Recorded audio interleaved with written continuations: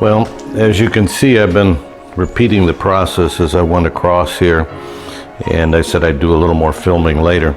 So this is the most difficult one, this one and this one, because they're straight across the grain. And so these edges are extremely fragile. So the only way I've been able to do it is with a paring curve cut, very slowly.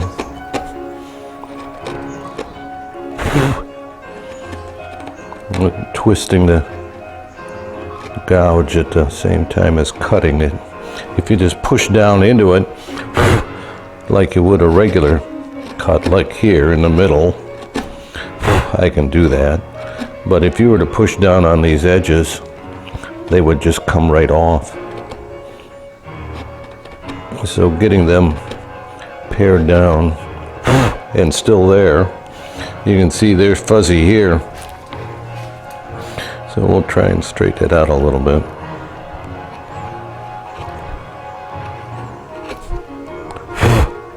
Try not to slip, because that's where the damage comes in.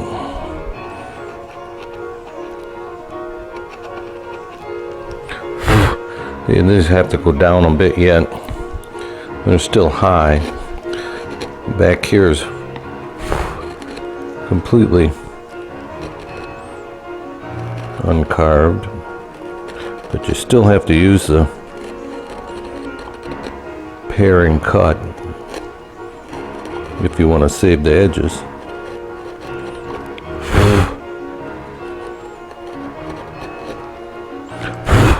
So now we've exposed this edge over here, but we want it to be much shallower or deeper, depending upon how you want it to look. I mean, how you want to describe it. So you see it's starting to come down now, but we want to get that edge.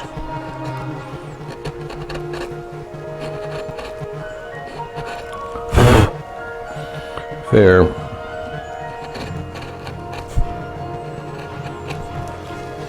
Did you get the idea? Real careful. So I finished all the rays on this side. The last video I was carving in this area here, and just repeated the process and went all the way around there. So there was nothing new to that particular area, but I forgot to start filming when I completed the medallion here. And so you don't have to wait until I do a whole nother one. I'll tell you what I did for the medallion. So it was flat, and what I did was started to carve before the pattern was on. I lowered it from the center downward to create a little shelf below this straight bar there. So what I did is I took a shallow gouge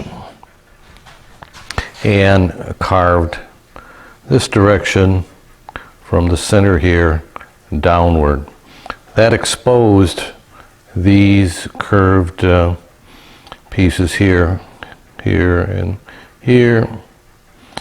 And then from this center point, I carved this direction, and that created this gap or lowered area here. So essentially you've got, it's actually deeper down here than it is up here. We're not even a 16th up here, probably a 32nd. Down here we're a good 16th of an inch.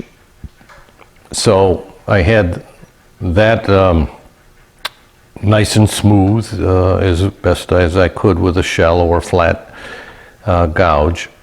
Then I traced the pattern on there. So we got our little pattern here with some carbon paper on the back of it, stuck on the back there.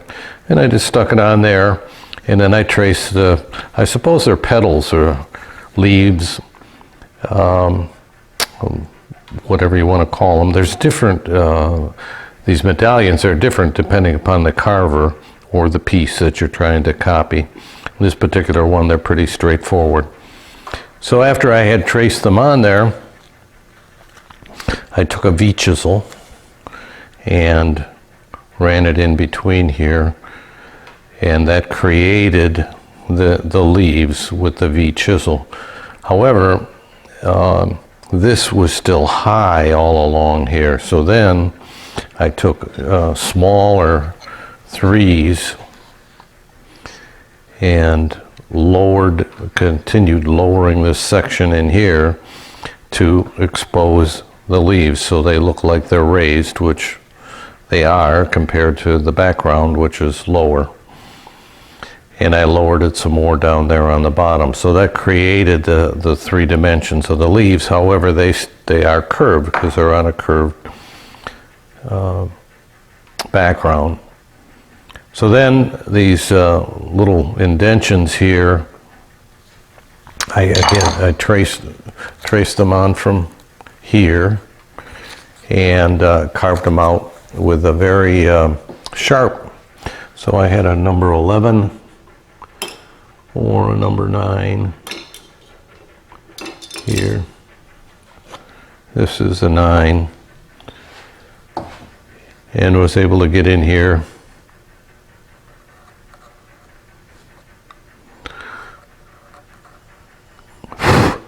and carve them out. Nothing real special about reproducing those.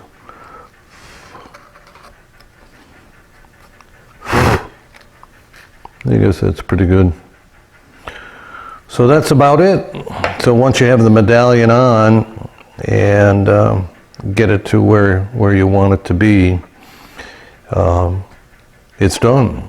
So now I'll take some 180 grit sandpaper and just lightly clean up the bumps that I haven't gotten with the chisels, because you don't want to ruin the detail of what you got going here. So it doesn't need to be heavily sanded at all, or shouldn't be heavily sanded at all, but just cleaned up so that it doesn't look quite as bumpy in some of the spots. But that's pretty much it. And then we got 2 more. Now the next 2 shells that I got to carve are smaller than these, a little bit smaller, but they still have nearly as many rays.